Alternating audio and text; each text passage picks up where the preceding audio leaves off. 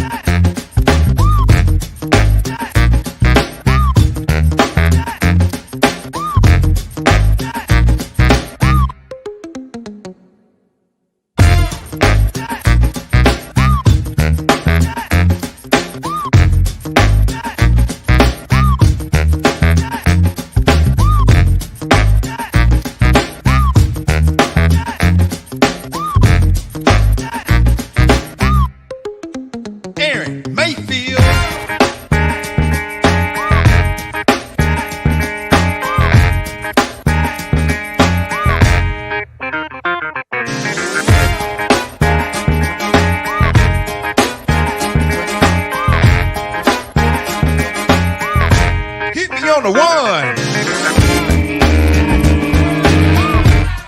Hey, what's up? Party. Good people. Welcome to S.O.B TV, Sons of a Bishop TV. Who are you? Well, I'm Todd C. Neal. I'm Kenny Pat Neal. And we're going to be your host tonight. We're going to have a good time. Man, congratulations to you. You know, I have to say this is probably something you started and wanted to do. And congratulations. Here we are. Congratulations to you too. Here we Thank are. you for taking a vision, and we're going to see what happens. Yeah. It's a journey. It's been a journey for the both of us. Yeah. We have a lot to share. We have a lot to say. Get your mic. So people can hear A you. lot of things have happened to us, and, we're going to share some stuff. It's a journey. Todd is the oldest. Yes. I am the youngest. I am the baby boy. Growing up, I must say, I was never really, I don't know, some kids, you feel like you walk in your brother's shadow. Right. I never felt that. No. I think we've always been individuals. Yes, I would say that. So I didn't mind when I was called Todd's brother. Oh, thank you. Little T. Yeah. I got that a lot at school, especially growing up in school. So Washington High School is where we went. Hey, Washington High School. Kansas City, Kansas. White House, the dot. I came out in 1986. I came out in 1987. Right. One incident happened. Okay. Freshman year. Oh boy, here we go. I had Miss Jeffries, English teacher. Todd had her your freshman year. Right. So she called Rose. She called Kenneth Neal. And I said, here. And she looked over her glass and she said, you Kendall Todd? I'm like, yes, ma'am. In that case, you're going to sit right in front of me for the entire semester. Because if you anything like him, it's not going to be a good semester. I was like, dang, I ain't getting get a seat. So I sit her in front of her for about that whole semester. I sat in front of her. One day we was doing homework. I was sitting, I was writing.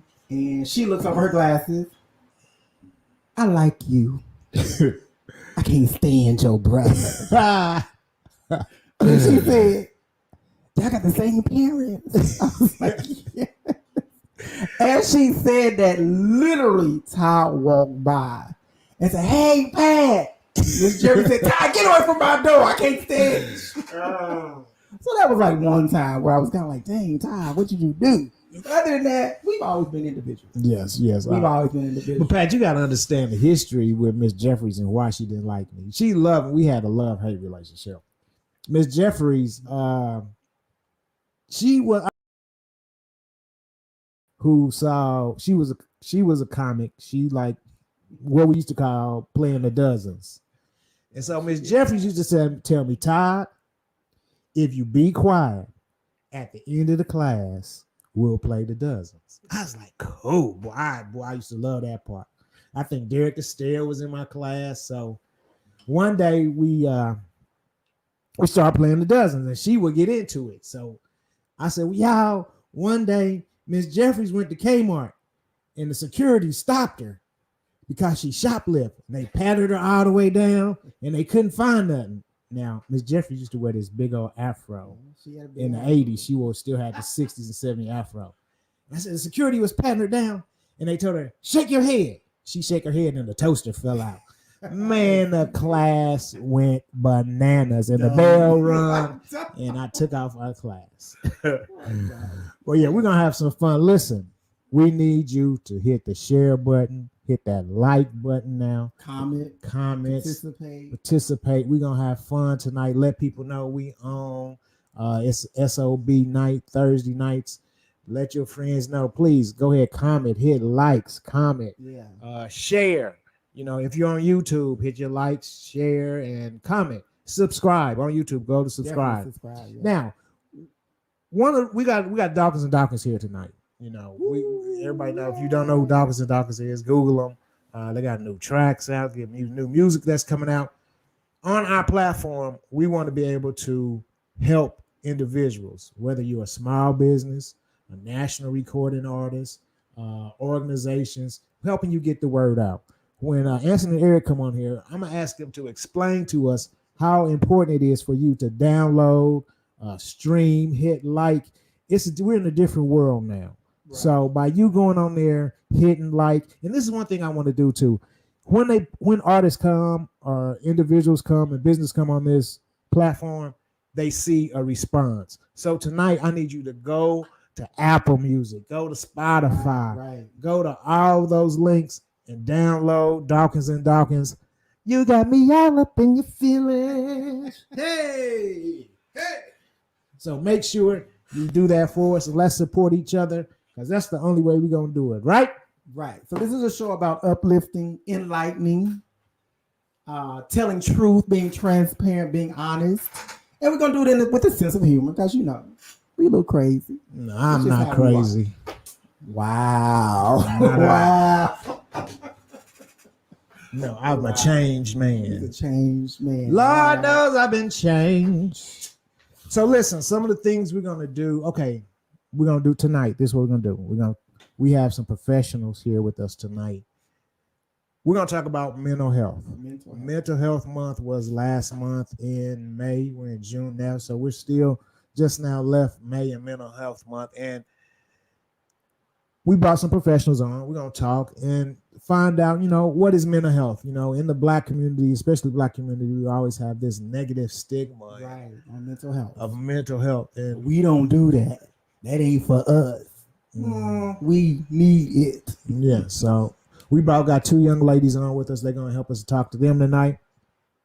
And then we're going to go to the rant of the week. Now, we're going to be having a rant of the week. And the rant of the week is, do you wear bonnets in public? So I need 3 men and 3 women. If you want to come on and state your claim and what you think is right, look down there. You're in the third. You see down there, DM us on our Facebook page. And my producer, DJ Rock. I mean, you got something saying, mind your own business. Don't tell us what to wear. You got people who is tacky. So we want to hear what y'all have to say. Let's talk about it tonight. When we go on the SOBs, we're going to talk about it. We're going to be honest. So we need 3 men, 3 women. DM us at our Facebook page at Sons of a Bishop to join in. My producer, DJ Rock, will send you a link and you will come in and we'll be able to discuss the bonnet or no bonnet. The bonnet debates. The bonnet to be. Then after that, We'll call them brothers Dawkins and Dawkins. Now, when you hear the word Dawkins and Dawkins, what do you think about? Growing up with Aaron, Anson and Eric. Yeah. That's what I think about their mother. Okay. Because you know she's a powerful singer. Yeah. But I remember Dawkins Dawkins growing up, going to Columbia, Tennessee, when their dad had a church down there. Then come to Kansas City, hanging out with us, growing up. Mm-hmm. So we've been knowing them all of our lives. So, all of our life. Never not. Even our parents are entwined. Right. Their mother went to school with our dad from like elementary all the way to high school. Right. Their mom and our mom and their dad grew up together. And then their aunt is one of my dearest and best friends to this day, Vinay Wilson Monroe. Love you, Vinay. So we are very intertwined. And their grandmother, Mother Robbie Neely, oh my God, what a woman, what a character. Loved her. Look at that. You just this loud mama, that's us. Look at you. That. You like Eddie the Monster. Yeah. Eddie Monster, you keep on putting on that curl juice in there. I ain't putting no curl juice in my hair. Hey, man, I ain't have no hair. My hair was too. What was Mama's hair doing? What was that? It was everywhere. She had that Thunderbird cut. So yeah, that's when I think about Dawkins Dawkins, that's what I think of. So we're very happy to have them on with us again. Friends forever, friends for life. So we're definitely happy to pump them up. If you have a business, let us know. Please let us know about your business because we definitely want to get that into the people. So you ready? Yeah, yep. So this next segment we have. Yes, we're ready. You ready? Yeah, I was thinking of something. Nope, we're ready. All right. I usually let him get the word in sometimes. So this next segment is what we call Let's Get It Right. So we're going to go into and get into our mental health field. So mental health includes our emotional, psychological, social well-being. It affects how we think, feel, and act. It also helps determine how we handle stress, relate to others, and make choices. Mental health is important at every stage of our life, from childhood and adolescence through adulthood.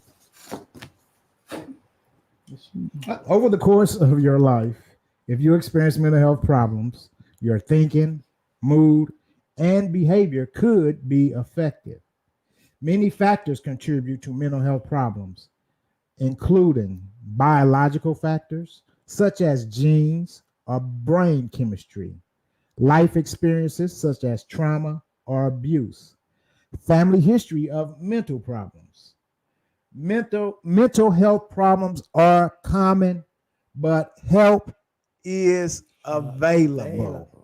Mental health problems are common, but help is available. Okay, so let us welcome today members of our S.O.B TV who are professionals in the mental health field. First young lady we have coming to you is Marsha Sweetley. Marsha Moore Sweetley, daughter of Bishop Benjamin Moore out of Indianapolis and Seattle. Marsha is also PK. Marsha is originally from Seattle, Washington. She completed a double bachelor's degree in psychology and sociology at the University of Indianapolis and a master's degree in counseling psychology at Ball State University. She has 35 years of working in the mental health field. God bless you. But you look 25. Right. And has been fortunate to gain diverse experience of not only providing direct care to individuals, families, groups, and residential programs, as well as outpatient services, but also has experience working in the role of a clinical director, conducting weekly group and individual clinical supervision to assure adherence of analytical processes, compliances, and to meet COMOR regulations. Ms. Sweetley has a vast experience includes working with individuals, adolescents, and adults who suffer from addiction, including alcohol, drug, shopping. I might need to talk to you later. Sex and gambling. She has also worked with adolescents who have been adjudicated within the criminal system and helped them to rearrange not only with their families, but within their schools and community. She has worked with families in the form of couples counseling, family counseling, and taught parenting workshops. She has supervised pastoral graduate students at Loyola University, offering them support and clinical guidance during their internships. Welcome. Hello, Marcia. Thank you. Hi, family. Hey, family. How you doing tonight? I am doing well. We're I'm like, so excited. yeah, I sound so old when you read all of that. But you look good.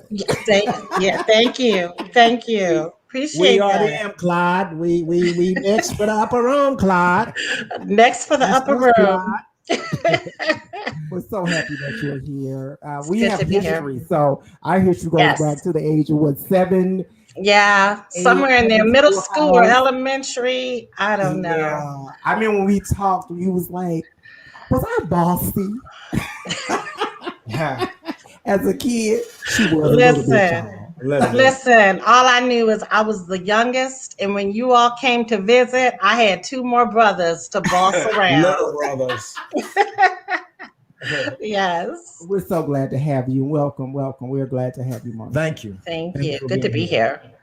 Our next doctor, I hope I said her name right. She corrected me. Everybody corrects you. I know. Malika. Dr. Malika Brown believes that no matter what life experience you have encountered, you can heal and eventually be whole. Boy, I sound like a preacher, you know. Preachers' kids hear that stuff, boy. That sounds like something you want to preach. That's a word. That's a word. All right, let's get back to it. Adversity is a part of life, but our response is what we control. She is a native of Southern California. Dr. Brown is a clinician specializing in traumanology and minority mental health, with the goal of helping all those who have survived the worst life has thrown at them. She holds a bachelor's arts degree. She has a master's of science in general psychology and a doctorate in clinical psychology. She also holds 3 seminary degrees: a bachelor's of art in Christian education, a master's of art in sacred music, and a doctorate in theology with an emphasis in Christian education administration. Her love for helping others expands beyond clinical work. She is an associate professor of psychology at numerous Southern California colleges. She brings her passion for the field into the classroom.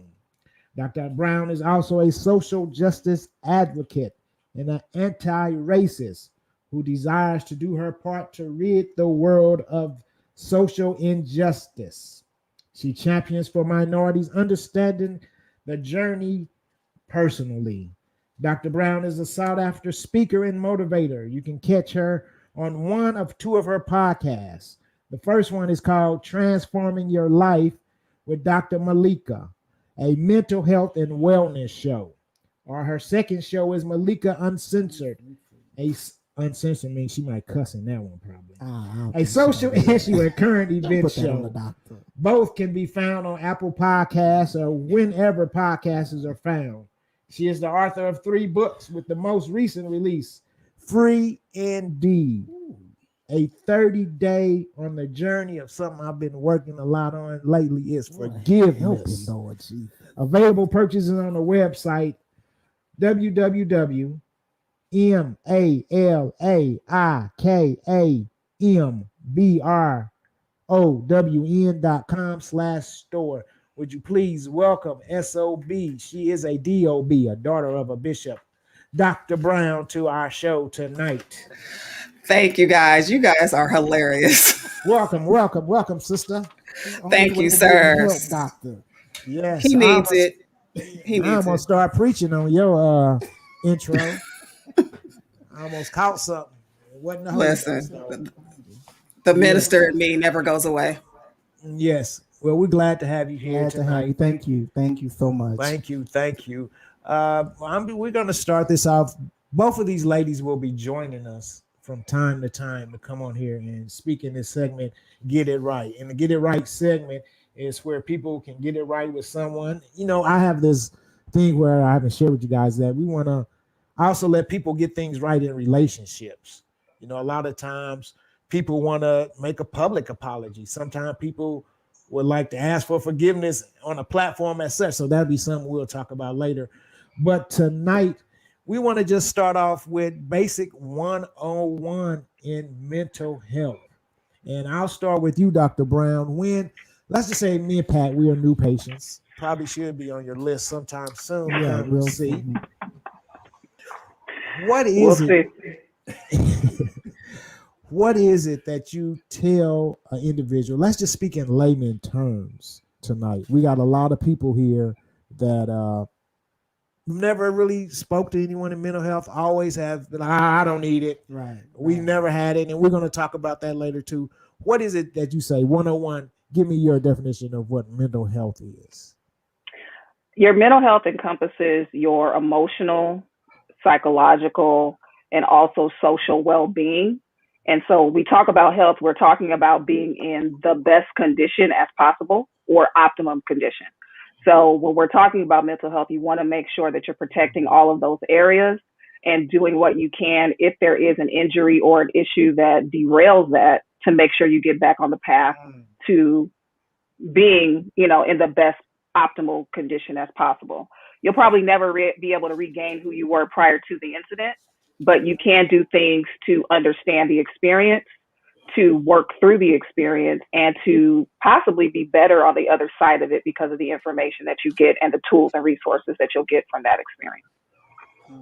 That's a great definition. Good definition. Same question, Marcia. Dr. Marcia? Yes. A lot of what Dr. Brown just said, but if I could just add on, it really does affect how we handle stress, how we handle our relationships. And I think it's really, really important to take note that it affects us in our childhood. It can affect us in our adolescence and as adults. It really does cross the span of time, our emotional and our psychological and our social well-being. Okay. Very, very, very good. I have a question as well. As far as what is a therapist, people often will, what do I do? Just go sit and talk. What role do they play? Or why would I go and just sit and talk to somebody I don't know? Mm-hmm. So what is a therapist? Well, I'll start. Therapists come in different shapes and sizes. I guess that's the best way to say it. So there's different types of therapists. So you have master's level clinicians, which could be a marriage and family therapist. They could be a person that deals with art therapy. Music therapy is actually a thing. It's not just talking. It just depends on what you need and what you are trying to gain from the experience. So when I see people, they don't always have to go to a person with a PhD. There are plenty of clinicians operating that do not have PhDs. I went to school with some who were already clinicians that were in a PhD program that decided after practicing for a period of time that they wanted to be able to do a little bit more. So the difference is they're able to administer tests, so assessments and things of that nature. You need to either have a PhD or you need to be supervised by someone to get the test that will psychologically tell you what's going on. But you can get quality care from a person at the master's level, and you have to look for what you want. There's specializations. If you want something for your family, you can find someone that specializes in that. If you want someone that, like for me, deals with trauma, you can find a person that specializes in that. If you want a counselor that's a Christian counselor, now I'm not talking about those degrees that we give at our churches.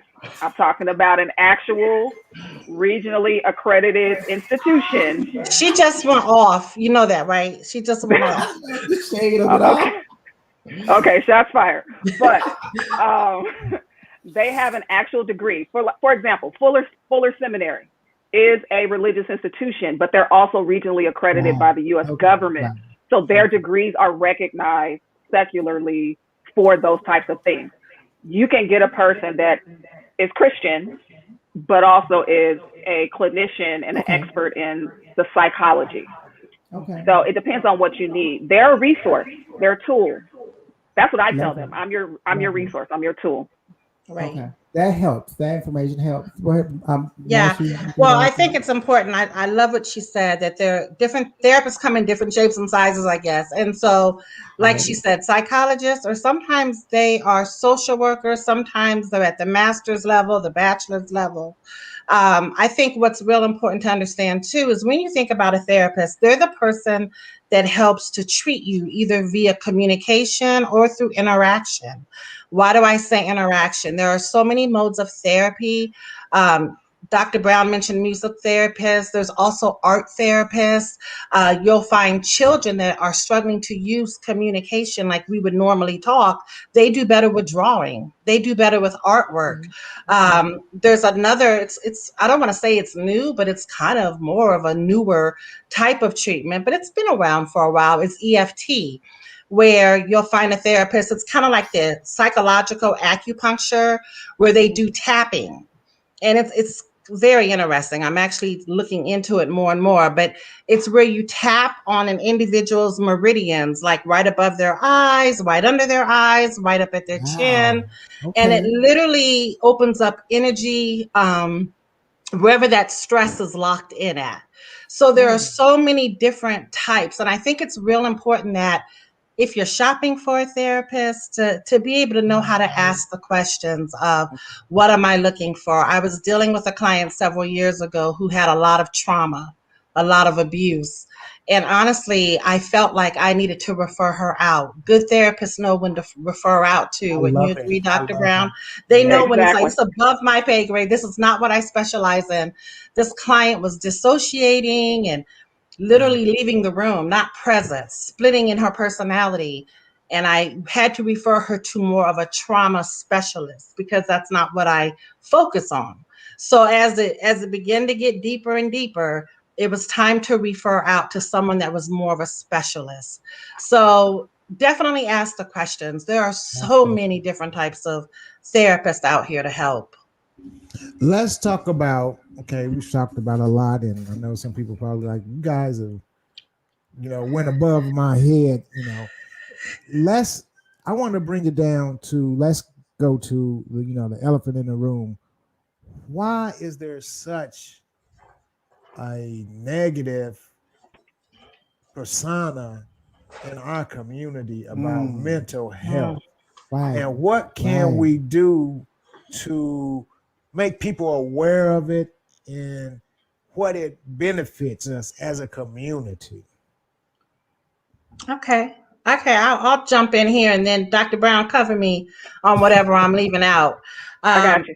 There's so many different reasons, and I'm going to start with the one that I feel like is a big one, is that stigmatizing belief system that this is taboo. Like if I go see a clinician, they're going to think I'm crazy. When in reality, you just might be dealing with depression, a little bit of anxiety, life stressors. Come on. Right. But you get caught up in the fact that what are people going to think about me? They're going to think I'm nuts and I'm crazy. Another issue, and I know especially within the Black community, but I think in a lot of people's homes, there's that need to protect our family. And so if we go air our, what do we call it? Our dirty laundry. There it is.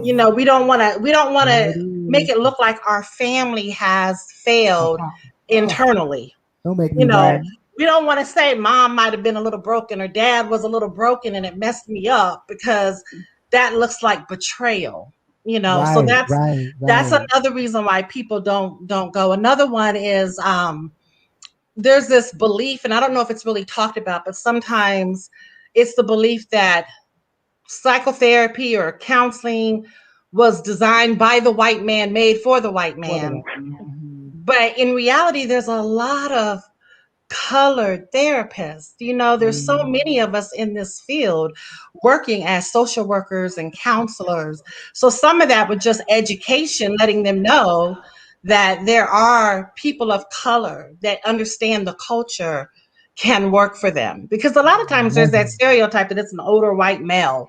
How are they going to understand me, right? They don't get me. But to understand that that's not what the whole therapy field is made up of. And then there's access. That whole, can I afford treatment? Do I have insurance? A lot of, unfortunately, Blacks and any other minority, sometimes we don't, what is it? How do I say this? We make enough money that we can't get public insurance. We don't qualify for state or Medicaid, but yet we don't make enough money to have private insurance. So all of those access to therapy, access to treatment. And I feel like I need to stop because there's a big one here that I know I'm about to open up Pandora's box when I bring up the church. That's why we're here. We're gonna save that. We can't do Okay, it we all go. in the Okay, night, Well, sister. come on, Now, go ahead, you Dr. know, Brown. If you're Oh, gonna testify, if you're gonna testify, don't sing. If you're gonna sing, don't testify. Don't You can't testify. have everything. All right. I'm gonna bring you So, back. Doc, will- I'm gonna have you back, Doc. We're gonna bring you back to let you All preach right. a long sermon, Doc. because I know that whole church one. Because I can identify. Yes. I get it. Yeah. I get it. Okay. When the So I song won't and touch and it. you won't touch it, but I'm gonna say this: It's when the on my song list. and the dancing is over, and that thing is still there, Right. you gotta go Right. talk to somebody to get that thing straight. When they picked up all the prayer cloths off of you and picked you up off the floor, right? That thing's Okay. still on you. And it's That still thing on is you. Yes. The problems are still waiting, To go. waving at you. Like, About the I'm hunt. still Right, here. when you get home, it's at the door. Right. I'm Yes. still All here. right, Dr. Brown, come on. You can. So I'll look at add to this. her list an issue of cultural competency That's because good. Say that there again. are cultural competency, which just means that they understand the culture of being Black and our lived experience matters when you treat me. It matters. Your lived experience matters when you treat me, regardless if you're Black, white, Asian, Latino. It doesn't matter. As a clinician, I'd have to understand your journey in order to be effective at my job. That's right. Come on now. If I treat you like a cookie cutter, right? If I go into my therapy practice with cookie cutter approaches, I'm doing malpractice to the client.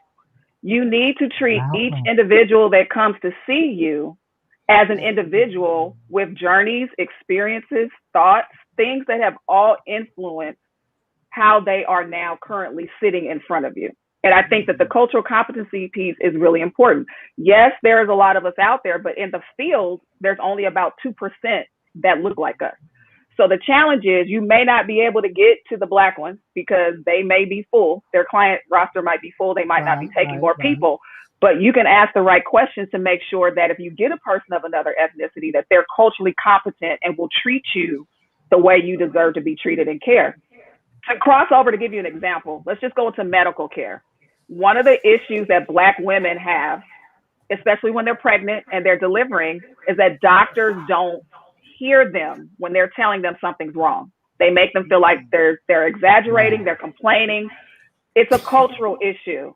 They're looking at them a particular way, judging them with a bias, and that goes into how they practice. So you want to have a culturally competent clinician that is taking care of you, that will understand that your life journey matters to them treating you. So that is a huge piece of it. That's good stuff, Dr. Brown. I don't know about you, but when I go to a conference and I go into a workshop that is focused on minorities, I always look around to see how many non-minorities are in there, because that lets me know, are they even interested? Right. You know, right. in our issues. You know, are they willing to learn? So that's good stuff. I like it. I love it. Well, ladies, we thank you. This is not going to be. They will be last. back. They will be back. Definitely be back. They're going to come back. So, if you need to get in contact with them, if you have any questions, DJ Rock put their information up with their third. You can contact them, and they'll be happy to get back with you. There's their contact information. And we thank you, ladies. We'll be talking to you guys. Charlotte coming back. And thank you for having me. Thank you. Thank you. There's so much more we're gonna dive into. We're gonna dive into it. We're gonna dive into it. But we thank you for your being here tonight. Bye. Right, we thank you. Bye. Thank you, ladies. Oh, that's good. That was good.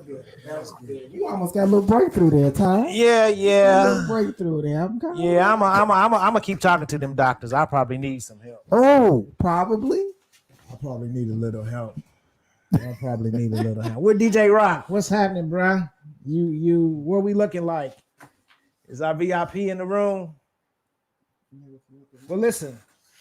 Okay, we're going to the rant of the week. Hey, my sweet babies.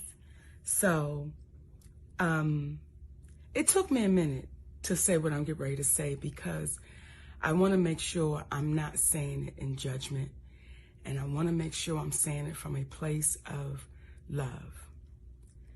Y'all, some of y'all have given me the title of auntie, and I'm honored that y'all do that, right? But there are times where auntie got to talk to her babies and say some real shit. So yesterday, I was in the airport in Atlanta because I'm in Jackson, Mississippi now at Chuckles Comedy Club, right? And we got 3 shows tonight. We got a matinee at 5:30, then we got 7, then we got 10, right? And I'm excited. I always love going to the stage. So when we got to the airport yesterday, I was excited, like, all right, baby, let's go get him in Jackson, Mississippi. And as we began to walk through the airport, I saw so many, actually too many to count and too many for me to tap. But I saw so many of our young sisters in head bonnets, scarves, slippers, pajamas, blankets wrapped around them, and this is how they're showing up to the airport. And I've been seeing it, not just at the airport, I've been seeing it at the store, at the mall. I've been seeing sisters showing up with these bonnets and headscarves and their slippers. And the question that I'm having to you, my sweet babies, when did we lose pride in representing ourselves? When did we step away of, let me make sure I'm presentable when I leave my home? Let me make sure I'm representing the family I created so that if I'm out in the street, I look like I have pride in myself. And I'm not saying no full face of makeup. I'm not saying no full front lace frontal. I'm not saying none of that. All I'm saying is, could you please comb your hair? And if you don't want to comb your hair, they got enough shit out here now, baby, where you can style yourself up and look like you have pride. I'm not saying you don't have pride, but the representation that you're showing, someone would have to ask you to know that you had it. So my sweet babies, for the ones that do call me auntie, I love you for real. Even the ones that don't, I love y'all asses too. But the babies that say auntie to me, please listen to auntie. Always have pride in your representation of you. It's not to get a man. It is just your representation of you, my sweet babies. So I'm just giving y'all a warning. If I see you in the streets, in the airport, in the Walmart, and you got a bonnet on and you got slippers on and you looking like what the fuck, Aunt Nikki gonna tap you and say, hey, baby girl, show you what you worth. Show you what you deserve. So all of those posts that you see celebrities putting out there saying, hey, queen, hey, queen, hey, queen, well, can we start putting it into action? So I'm asking our wiser sisters, when we see our little babies out there looking like they just don't care, and I'm not saying y'all don't, it looks like it. Can we just tap them and say, baby girl, you deserve more than what you're showing?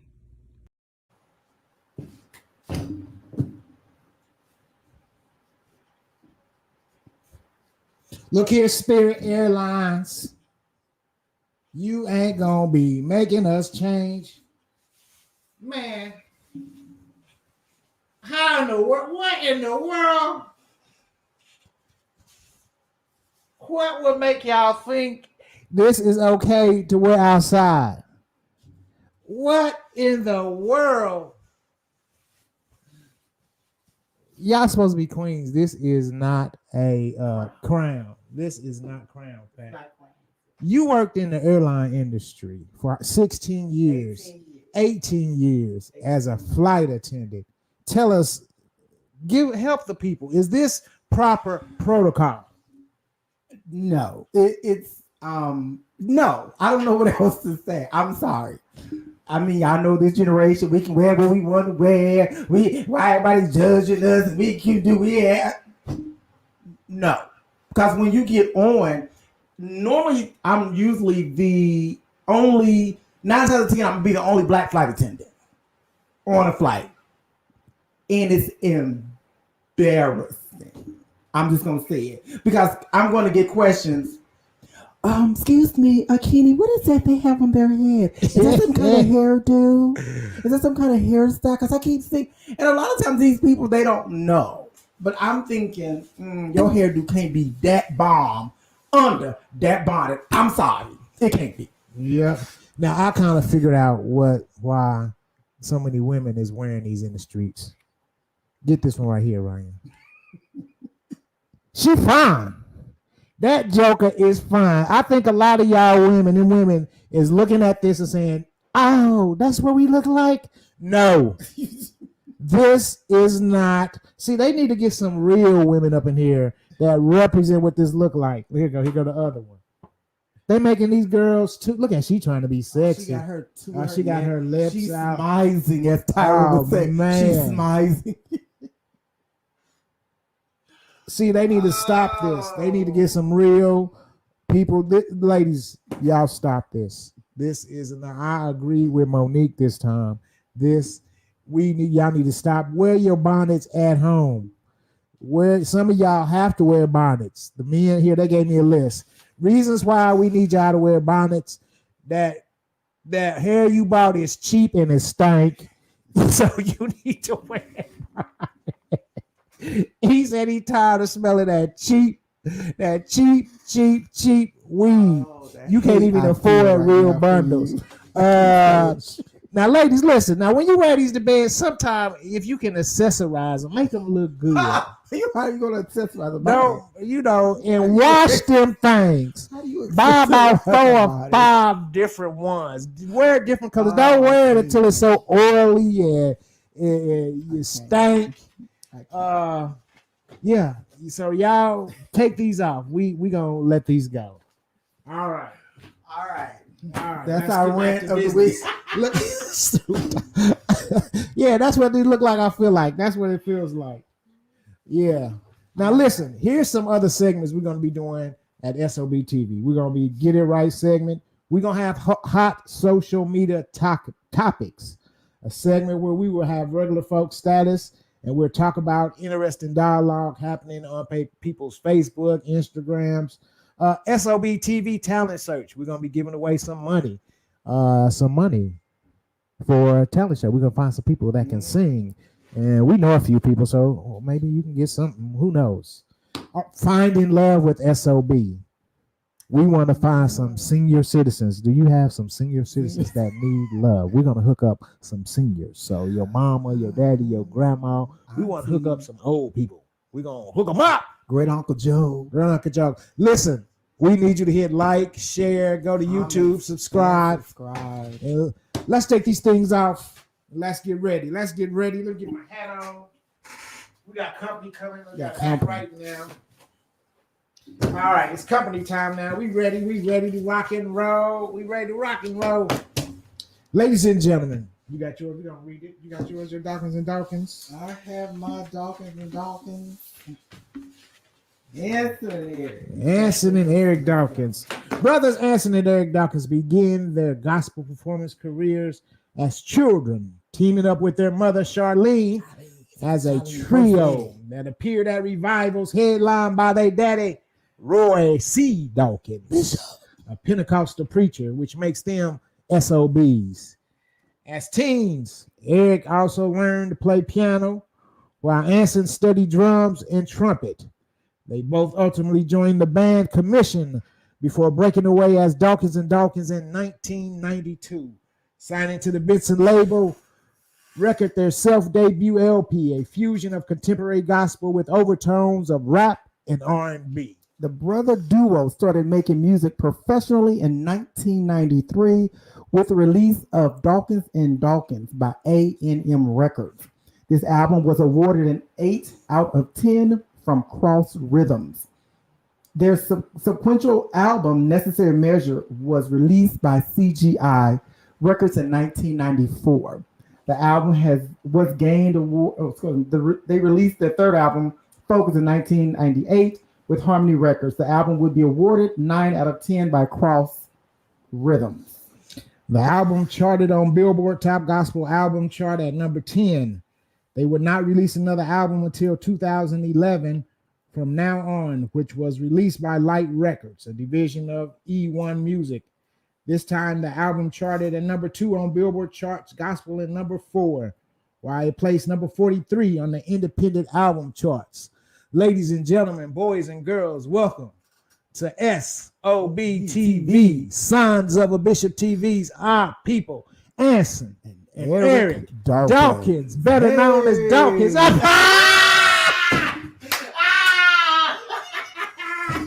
We gotta go. Listen, I don't care what Monique say.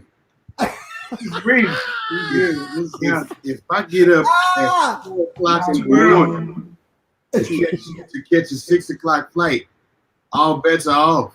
Now, middle of the day, I done had time to get some stuff cracking. I done got dressed. My hair is together. Okay, so, Monique, I'm sorry, my sweet baby. Love. It's a rap for me. I love it. What up, boy? Hey, he got his eyes. Oh, y'all got us. Y'all got us. Listen, I love it. Y'all know how we do. Come on. Y'all wouldn't go one up us with your bonnets on. Oh my God, y'all guys, I wasn't ready for that. I wasn't ready. Nobody was ready. People talking about they wasn't ready. Well, we should have known something was gonna happen with you. You wasn't ready. People, if y'all don't know, when us four get together, it is a show. Listen. The only people missing is Wendy and Whitney. Oh, I'm getting ready to send them. I'm getting ready. They online. No, wait, me and Wendy are texting. We're sending voice notes back and forth. Like right now. Hey, I'm gonna send Wendy. We getting ready to send you the link later on so you can come on, and we're gonna send it to Whit too. We're gonna send y'all the link. Gentlemen, what's going on, kinfolk? How y'all doing? What's happening, y'all? What's happening? It's all you. Love what's happening. Y'all are crazy. You know? No, that's y'all. Like That's funny. Y'all funny. Man, y'all done messed me up. I don't know my monogram and monologue. I'm talking about monogram. All I do is Monogram. Which one is it? a monochrome that set me aside. My mononucleus. Yeah. Okay. Oh man, what's going on? Well, we happy to have y'all here tonight, man. It's a pleasure, man. It's been 10 years since y'all put out a CD and music. Yeah. It's been a long time since us four have been in a room together, man. I haven't seen you guys in a long time. Man, it's been a long time. We've been together separately, but not all together. Yeah. Man, Pat told me a story the other day about y'all, man, that I wasn't there. It was an incident that happened. It was just you, Pat, and Anson and Eric in the room, and he tell him that what happened. What happened? It was like we was teenagers. I came to Columbia. I thought it was God. No, it wasn't Columbia. Okay, I didn't come for some And whatever y'all reason. just got to fighting. What? Dad came in there and was swinging like a broom. I was like, oh my God. He said Uncle Roy came out of nowhere. Pat said he didn't even know y'all was fighting. He just said, I didn't know what was going on. he said a fight broke out and Uncle Roy was right there before y'all could even fight with a broomstick. That's our spirit. I think Happened? I might have suppressed that one because I think that. But I ain't never seen y'all do that because I was like, what's happening? No. We used to fight every once in a while, but it was one fight that we had. Yeah. My dad cured us of that. Yeah. When I tell you he whooped us so good, it wasn't that one, Pat, but it was one. He whooped us so good we never fought again. My mom whooped us one time because I hit Todd and busted his lip. She said, "You drew blood. You drew blood." Yeah, we never did that. But Todd was an agitator. No, but what's funny is when we were saying they start fighting, Eric pointed to Anson. He already Man, I'm gonna tell you something. Out of all of us, it was always gonna be Eric versus Anson, Todd versus Anson, Pat versus Anson. I ain't never get into it with Anson. No, you had to, boy. I didn't get into it. No, You I had didn't get to. into it with none of y'all. You had to. Hey. Okay. That's what we doing. Oh! Wait a minute. Yeah. Yo. Yo. Yeah, there we go. Famous sweater vest. Listen. Hey, I was gonna say in pictures because I say, well, I wanted to have a versus, but I was like, well, we ain't got no records and they definitely can out-sing us. I said, well, maybe we can play the drums, but I was like, well, people that like Anson's playing like my playing, so that would be a tie. I said, well, we can let Pat direct because none of y'all can touch Pat direct. And Eric, I was like, well, we can't have no verses. Oh, And I started looking at some pictures. I was like, well, Pat, they end up being some handsome gentlemen. All right. Then we was like, yeah, because they were some funny jokers growing up, boy. Listen. I look at them. What was going on? Hey, who would ever thought Eric would end up with a supermodel? Right. Looking at Eric, he get a supermodel. Beautiful, right? That picture right there, that was Audrey Johnson. That was like my, when you're a kid, you got that crush. Yeah. She was my, like, man. When she got married, we were in the wedding. Yeah. But if you the wedding? What wedding? In the wedding? Y'all was in her wedding? We were in her wedding. Y'all wasn't in that wedding. Hey, bring that wedding picture up. Yo, look at, there's another one. My face is like, I'm sick of this church. I was mad. That's funny. I was so mad. Wow. Well, I tell people we've known each other for years, and our families are intertwined. Our parents grew up with each other. Yeah. Yep. In some parts of Kansas City, I can make you really think I'm a Dawkins because I know all of your cousins, and I can say, oh yeah, you talking to Sharon, Crystal Dawkins, Stephanie Dawkins. Yeah, they're my cousins too. So it was great, man. Yeah, we're glad that you guys could be a part. The new Audrey's on. Look, Audrey's on. My first love. First love, Eric. Look at it. He's still hurt. Listen, Lord. You talk to Dr. Brown after this session. I know. I need a little couch therapy. Trauma. Hey, do y'all remember? I was talking to Eric about this. Y'all remember the time y'all came? It was around 4th of July. Y'all came down to Columbia, and for some reason, y'all drove that camper. Y'all driving that camper. Y'all had that. You always had one. Y'all parked it in the driveway, but we were doing firecrackers and stuff. So we did these firecrackers, and we couldn't see, but the grass was dry. The yard was. Oh, I remember. Oh my God. Yeah. We couldn't see it because the camper was in the way, and all of a sudden we started seeing smoke and smelling stuff. We went around that camper. It was just a blaze. Man, our yard was on fire. Yes. Whole yard was on fire. That was our first experience with brush fire. Yeah. I remember that like yesterday. Man, I forgot about that. That was crazy. I'm surprised we didn't get a whooping, but yeah. I think they didn't take all 4 of us on that one time. Yeah, that would have been a lot. That would have been a lot. We got so many stories though. Man, for real. We ain't gonna bore the people. We're going to get on here and talk about this music. Let's go back to the beginning. When did Anson and Eric realize that this music thing was going, this is what we know we're going to do this? What age do you think y'all was at? We were probably, I don't think it really happened until we moved to Ohio. Yeah. After we'd been in Ohio for maybe a year or two, we really started getting serious about music. And formed a couple of groups, that were regional at best. Yeah. But me and Anson, we had bigger visions when they were comfortable with being just a local, touring around the Ohio area, West Virginia, and doing these little churches. Me and Anson was like, nah, we got to go bigger than this. And they was just cool with being where we were. So we was like, yeah, we started working on demos. Mm-hmm. And we just had a bigger vision for ourselves. And probably around 17 and 18 is when we really started getting serious. And by the time we were 20 and 21 is when we got our opportunity with Fred Hammond in commission. So what was that like? It was surreal. A lot of people, let's talk about you getting first take them back to the day. Let's give specific, Did Fred call y'all? Did he hear y'all sing? You know, we didn't have no Facebook and no. Right. Wasn't no social How did media. he? This is what happened.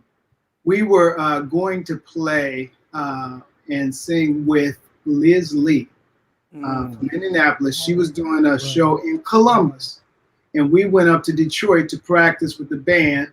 And when we went up to Detroit, we had our demo tape that we had done. It was a tape, a cassette. It was a cassette. We didn't have no CD. It was a cassette.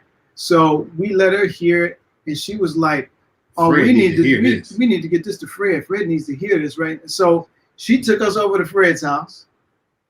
Fred, we sat in Fred's living room over on, I don't even know which, it was off 8 Mile or something. I don't know what the Cheyenne, yeah.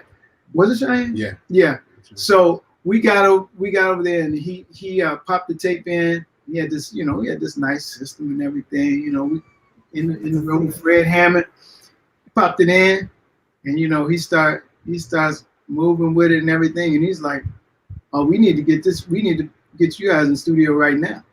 So it was like right then he was just like, "Oh, we need to be doing this." Yeah. And shortly, shortly after that, he arranged for us to be a part of the band with Commission, and we started playing and singing background with them, and got on the road. And we, in the process, he was working on his solo project.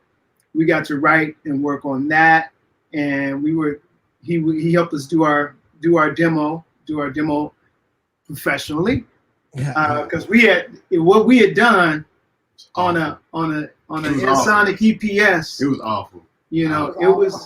It was pretty bad, but it was good bad. It was good enough for him to hear the potential. It was the goodest of the bad. So we ended up starting to play with the band, and I think one of the first gigs we went to. The first gig we went to was Jacksonville, Florida. I remember we got on that bus, drove down, and that was the first time we were on a tour bus, and we were just living it up, in the bunks, and that was just the funnest time.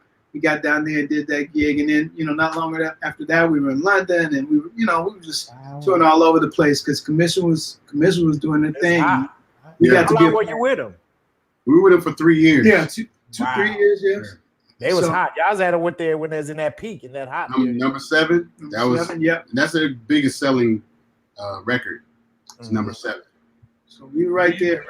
Because do you your influence? We know that Commission has a strong influence on what you guys do. Who are some of the other ones? Or am I wrong? Am I correct to say that? No, you're correct. This is one of the only times you've been correct. But yeah, this is it. You're right. You're right, my man. Been wrong all night. Oh my God, Anson, can we be professional for a few moments? There's other people. I know I know you just think it's me, Pat, and Eric, but there's other people watching this. Okay. All I'm doing is following your lead. Speaking of that, we need everybody else to like, share, subscribe, hit that like. Follow us. Follow us, Dawkins and Dawkins. Yeah. So, all right, after Commission, you go and do your own. You break off, and you get Dawkins and Dawkins. Yep, got kicked out. Yeah. No more room in the bunks on the tour bus. Right. No more room in the bunks. How was it doing that transition, going next into your own project? You know what? It was fairly easy for us because I think in our minds we saw ourselves being on the same stage as Commission. And I think they conditioned us for that because they used to let us open up. Okay. After our demo and record was done, we started opening up everywhere they went. When it was when they had time. Yeah. Like, cause sometimes the time was crunched and sometimes they were like, "Oh, we ain't got time." If there was other headliners, if there were other artists on that, that took up time, then we wouldn't do it. But we got to do that, and that just kind of prepared us. So when it was time for us to leave, we rarely tell this story, but we had secured management outside of Commission. They wanted to manage us, and we had something different in mind. So we really kind of created that little rip in the fabric when we got outside management. And I think they kind of saw like these dudes, they not just some Okay. They knew some y'all wasn't uneducated kids. They playing. knew we y'all wasn't playing. wasn't playing. So we went out and got our management, and we started doing gigs outside of commission. We were, we worked. Yeah. We worked a lot. We've only been. This is the craziest part. We've only been on one tour. One? Our entire career. One tour. One? That's it? One tour. It was in the end of '99, the beginning of 2000. It was the wow. life. It was Living Proof. Living Proof tour. It was Fred Hammond. Wow. I sure thought it was more. Adams, Minute Standard. Minute Yep. Standard. Yep. So that was the only tour that we ever went on. Other than that, we just worked enough to where we were gone probably at least 40. I would say like 40 weekends out of a year. Mm-hmm. Wow. Like we were always somewhere, so we were working. So just never got on any tours. That's kind of odd, though. Yeah. That's crazy. I don't think I thought it would be more. people I thought didn't we would. used to be on tour with them, I guess. What is the Dawkins and Dawkins sound? What is that sound? How do you Do describe you guys put yourself in a genre? What are you, Christian, R&B? Are you just Yep. All of that. All all of them. that? All of that. okay. Yeah. When you hear our sound, when you hear us sing, when you hear our projects, you think there's some people that think R&B. It's like this is an R&B project. There are people that are like, oh, this is gospel. This is gospel, and then there are people, this is some hip hop. There's some elements of that in there, but ultimately, it's music. However people want to define it, however people want to, interpret it, that's on them. And as I say many times, we're not responsible for how people receive the gift. Got it. We are responsible to share the gift. So Cool. That's good. Well, listen, we got some special guests here. Want to come by and say hello to you, and we're gonna get back asking some more questions. DJ Rock, who you got? Bring them on over so they can say hello and give their greetings to the world famous Dawkins and Dawkins. They have a new project. You got the single, ladies and gentlemen. Download the single. Please download it. download it. Download it. Listen, Eric, can you explain to our listeners the importance as an artist of downloading and telling them, we're in a different world now with music? Explain this to the people so they can understand why it's important that they download their favorite artists. One thing that makes it super, super important to download is that's the way we get the maximum out of what we create. Ever since streaming became the thing, it really cut into the way that artists and producers get paid. And this is what a lot of artists and producers do for money, period. They don't have any daytime jobs or anything else. This is what they live off of. So when it actually started back when the whole Napster and all that kind of stuff happened. It started taking away from the revenue that we would make from album sales. So that was kind of like a snowball effect, and then it got into the streaming, and they started trying to be able to monetize. Like YouTube for a long time was just for video content, not even music videos, just kind of information type stuff. And then when you started seeing people's music end up on YouTube, like it was kind of like for free. Like somebody could rip your music and put it up on YouTube. And when somebody can get something for free, why are they gonna pay for it? Right. You know what I'm saying? So it started really hurting the music industry as far as how we make a living. So that's why we implore people to download. It's okay to stream, because but I mean it's a lesson in it. And I don't want to get into all the education part of it, but it takes so many streams to calculate to it being like one record sale. Something like 1,500 streams. Like a song has to play 1,500 times for it to calculate into like one record sale or one song sale. Like, you get a song on iTunes for 99 cents. That same song if it's not downloaded and it's just streamed, it has to be at least 1,500 people that stream that song before it calculates to $1. Mm-hmm. So that tells you what a whole album has to do. Like it has to be a lot of streaming going on. So, I just encourage people to download and then stream, because streaming actually helps as well. Just because that's the way that the music industry is going, and they're trying to figure out more ways to, monetize it better. Yeah. So we're just kind of in a let's see what happens kind of stage right now. So it's super important. Yeah. Yep. Otherwise, we just gonna be some sons of bishops, and that's just gonna be it. You named it there. I don't even understand why we can't. What, we can't say it? I mean, we got sons of bishops. That's what we are. Because y'all daddy is what? A bishop. He's the bishop. Bishop Roy. I'm a son of a bishop. You are S.O.B. And then we got the DOBs. We got our daughters of a bishop. So, we a group. Daughters of bishop. There's one question somebody asked me. Who is the oldest? I was going to say that. Todd. No, they don't have you guys. Oh. You too. That's it. We're only 11 months apart. Krusty! Krusty! Oh, Krusty! You know you happy to see me, partner. How y'all doing? Where's your bonnet? Where your bonnet? I know. I had to try to find one, but I couldn't. I know my sister got also a hairstylist. She don't wear none. I know, but y'all did such a good job. I just couldn't compete. So yeah. Okay, I'll take that. Let me introduce who we got on the screen. We have Kevin Young from Philadelphia. Man, we all go back. This is our convention cousin. A lot of us are conventions cousins. We would see each other at convention time, and we all grew up. And Kevin, man, we love you. But our parents, our fathers always preached at each other's churches as well.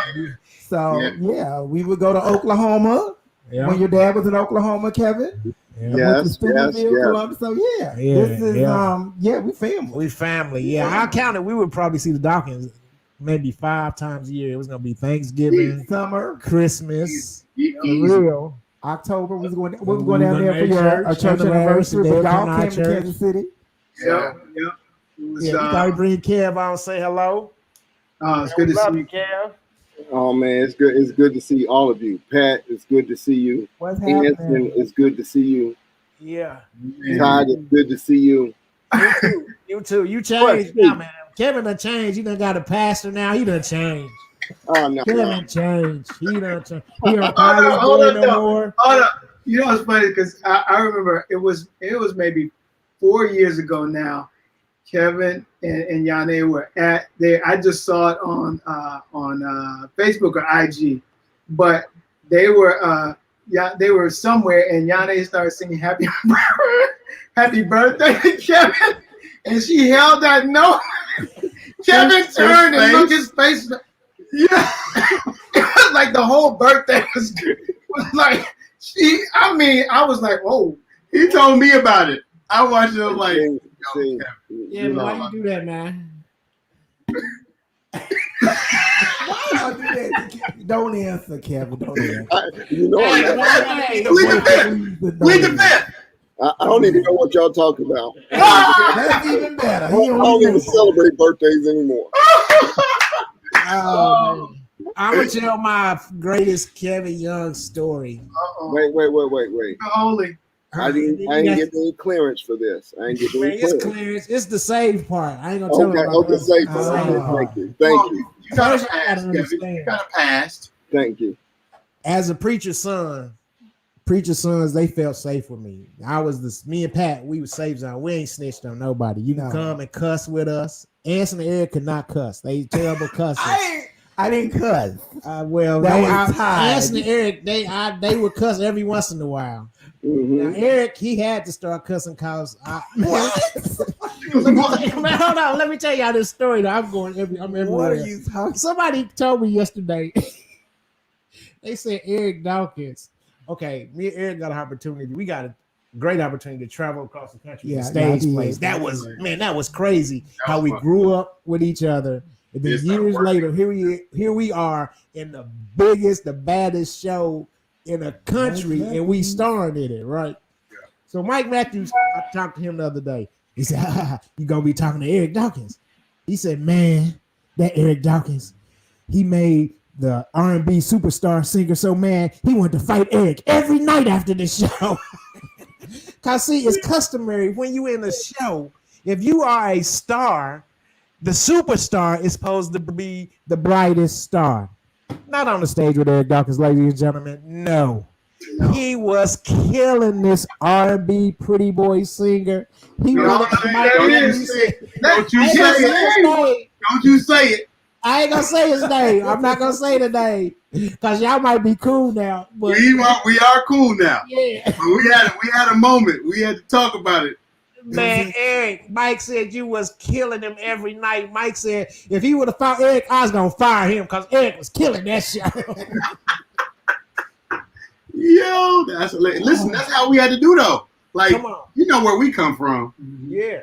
Go hard or go home. Like, I'm not just gonna roll over because you're who you are. Right. I'm who I am. And I'm here on the stage because I'm who I am. Right. Man, that was funny. That was funny. Well, Kevin, you get the slide. I ain't gonna tell the story how Kareem Abdul-Jabbar beat you up at the convention. Oh, why you have to go there, Ty? Why you have to tell go the story there? Right, Kevin. Tell them what happened. This was the only convention that I was not at, and people called me. They're like, "Yo, man, we didn't have no phone, and people was writing. I got letters and everything. Man, Kevin got in trouble." I said, "What?" They said, "Man, Kevin got yanked by Kareem Abdul-Jabbar." I said, "No." What? But yeah, Kevin, tell them what happened. What happened, Kevin? It wasn't me. Right. But it was a member of my church that it came up, and it was a young guy, and it was the finals of the NBA finals in Dallas, and the Lakers were staying at the hotel. I was there. So we were just, all of us young guys, and you know how we do at the convention. We was all hanging out and just ran around getting into whatever kind of trouble. We found out where Kareem's room was, and the guy from the church, his name was Brian, and he had he wanted to play the drums really bad. He couldn't play them, but he wanted to, so he always had sticks with him. And so that's a funny story in and of itself. Right there, we can stop right there. No, why you carrying them sticks? You can't even play. No, but it was so we went up to his room and we were daring everybody to go knock on the door. And it was like 10 people and ran and knocked on the door. Oh my God, and that was crazy. Ran back around the corner. And Ron went up with his drumsticks and was knocking on the door. And all I remember is Kareem Abdul-Jabbar reaching out the door and grabbing him. And then they went and got Dad out of the church. And so he's upset. And he's like, "You were supposed to be watching him." I'm like, "I don't know what happened." We went down the basement of the hotel. He was sitting there, bloody lip, ripped off. They were like, "He's not gonna press any charges. We can't disturb him. He's a prize guest." I was like, "Lord have mercy." But I was absolutely embarrassed that whole time. And I said, "Bishop, you can't be sending me to the convention, but nobody else, because these people get me in trouble." Because I was the best one out of all of y'all. I was the one that was. No, come on now. What? I don't believe that. I was the one that was trying to keep y'all on the straight and narrow. I don't believe that. I don't believe that for one. Man, you do that now, Kevin. You wasn't doing that then. You the pastor now. Yeah. You're not no pastor back then. Furthest from the pastor there. Thank God for the Holy Ghost. He was that one lost sheep. Yeah, Lord had to go get. He left everybody else to go get Kevin. Yeah, I was the lost and the black sheep at the same time. Dirt. You brought the Kevin, we thank you for coming by, man. All right, love y'all. Love you, man. All right, man. It's good to see y'all. Y'all have a good day. Good to see you, man. All right, man. All right, fellas, listen. We got a few more minutes.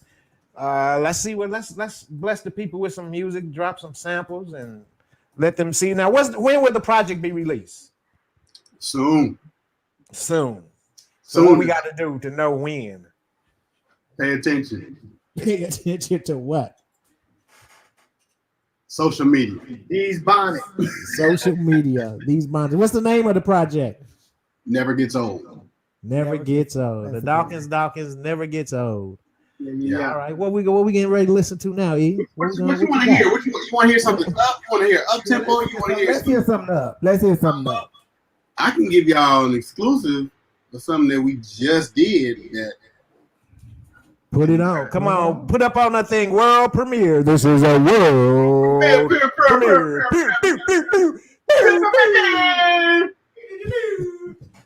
And it goes a little. What's the name of this? His name's Dawkins song. You want to tell them the name of the It's song? called Shouldn't Be Here. Should be here. Shouldn't Be here. All right, really, this shouldn't be here. Ladies and gentlemen, world premiere.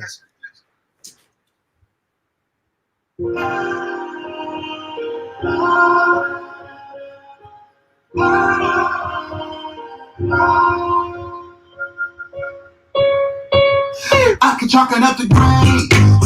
I can chalk it up to favor. Whatever you call it, ain't nothing I've learned. No amount that I can pay. Nothing now, nothing later. Never run nobody like you, even with no stone unturned. Something that was promised to me. Say thank you, Lord, I'm grateful for all you've done. Why me? If I had the words to express my love, I'm afraid that the time wouldn't give up. Sing along, what he's done for me. What from day one, some way, some wrong. What he's done for me. I never believe when I see the air. It should be me. You know that it's the way you love me. Not a perfect guy, and I'm not a pretender. Haven't always played my own rules, baby. I have been a time I can never remember that I cannot rely on you. Yeah. There ain't no guarantee. Thank you, Lord, I'm grateful for all you've done. Understand why me? I can scream every day at the top of my lungs. Still wouldn't be enough. What he's done for me. Keep on loving me. What he's done for me. Hard to believe that I'm still here.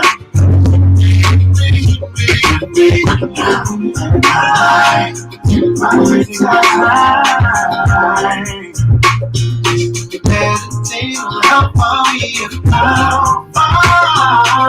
And I ain't in a hurry. See you will, that you will be done. Oh yeah.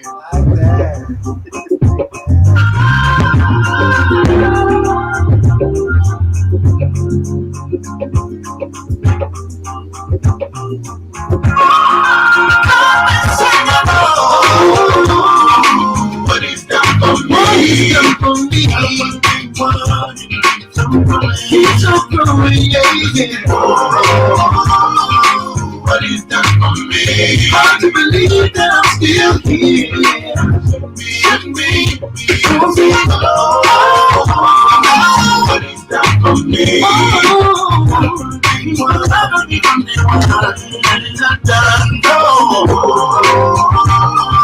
What he's done for me. Hard to believe that I'm still here. Should be here. Know that it's Don't think you love me.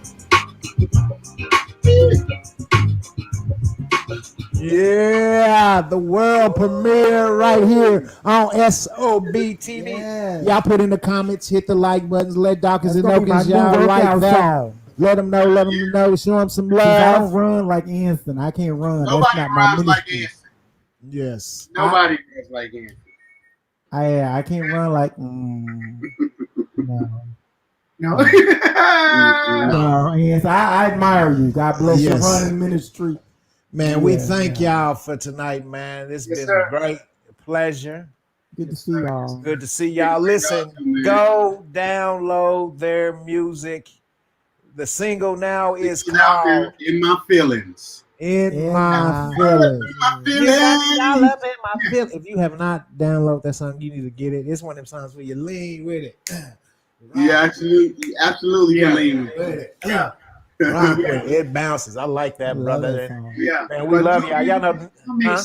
Very, very, Very soon. very soon. Very Very okay. soon. We'll keep Very them abreast.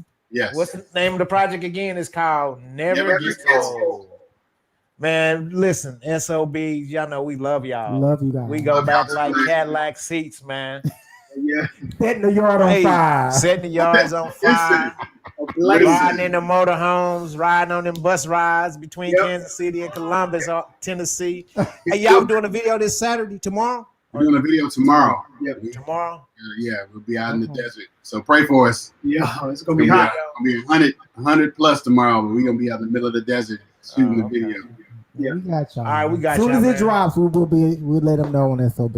Yes, We sir. love y'all, man. Love y'all too. Love y'all. Love y'all. Thank you. Thank you. Dawkins and Dawkins. World That's a lot of premiere. fun. Well, man, we got on our very first show, we had the opportunity to have some gentlemen of that caliber of Dawkins and Dawkins. Man, you know, if you go look up their discography, they work with some of the best in the country. I normally tell people Dawkins and Dawkins is your favorite singer. Right. You know, Tyrese, Layla Hathaway. And Eric writes. He writes for he does vocal coaching. Christina Aguilera. He writes. If you see Dawk on any credits, that is Eric Dawkins. Eric, he's a coach, vocal coach for The Masks. The Mask TV show. He's one of the coaches. So And The Voice. The Voice. He's some talented brothers. We love them. Hey, this has been a great night tonight. We had fun. We hope you had fun tonight. Dr. Brown. Thanks for Dr. Brown.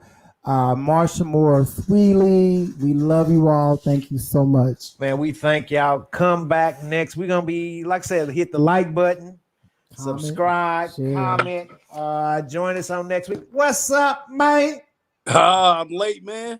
Nah, man, you ain't never late, man. It's the Voice himself. Well, Dawkins and Dawkins gone, but you can holler at your boy, man. What's up, bro? What's up, brother? What up, man? How you doing, man? What's happening, Lord? What up, bro? I see you over there. Lowell Pie for Minute Standard. Y'all looking good, man. Y'all looking good. One singing brother. Boy, this brother, y'all look up Lowell Pie. Please. Man, this brother's voice is remarkable. It's a legend. If you ever feeling low down, you ain't gotta be feeling low down. man, because people do. They be needing an inspiration, a touch, and want to hear a voice. Lowell got that Thanks, voice. man. That boy got that voice. He got that, what they call that oil on the voice. Man, So, man, this it's is good awesome, to have bro. you here, man. Thank you, man. I'm glad to see y'all doing y'all thing, man. I'm glad. This is nice, bro. This is nice. This is nice, bro. And don't stop. Don't stop, Low. Keep going. When the numbers ain't there, keep going, man. We got to push on, Low. Yeah, for sure. Yeah, sure, man, bro. we're gonna have you come on the show. Let's do it. Let's do it. Let's do it, bro. They want you to sing something now. I don't know. I can't do that. You know what? I'm really y'all. I'm under the weather. Y'all give me a break on this one. Oh, we will. You know, I know. But I gotta get a check for you. Yeah, we gotta write you a check, a love offering. You know, we gonna pay the people. We don't do like the things. We gonna pay the people. We ain't gonna give you no groceries. We gonna give you a check. Please don't give me no greens. Right. I gotta collect his money. How am I asking him to sing for me free when I be going to get his money? oh God. Man, Lo, it's good to see you, bro. You too, bro. Hey man, stay up, brother. All right. Thank you so much. Hey, look, we gonna bring you back when I do my album release. People don't even know. I'm just telling them now. I'm doing a record. Y'all did a record, y'all. And I have listened to the practices over. June the 24th. And There it over. is. Todd Neal's record is coming out. There it is. Rent Party. I see you. Yeah, I got a record. It's gonna be on all the platforms. June the 24th. We're gonna have a big party right here on the show. Lovey, thank you for coming by, bro. Love you, man. Y'all be good, bro. We'll talk. Love you too, man. All right, bro. All right, man. We did it. First show. First show. It's time for, I guess it's time for the dismissal. It's time for the benediction. So make sure you hit us up on all of our social media, Instagram, Twitter, Sons of a Bishop, and subscribe to our YouTube channel, sonsofabishop.com. Drop us what you want to talk about. Let us know what you want to talk about. Let us know. We definitely want to talk to you. We're glad that you all came through. You got any closing words you want to say before we? Be good to you, love you, forgive you, and you are more than enough. Thank you for coming out tonight. And I'd like to say, believe in yourself. No matter what you want to do, you can do it. Whatever you need to manifest in your life, manifest it in your life. As a man, think it, that shall he be. See yourself as that be. Whatever you want to be, see yourself, believe it, and we love you. We'll see you next week. I'm S.O.B. T. Neezy. I'm S.O.B. Kenny Pat. We out. Take them out.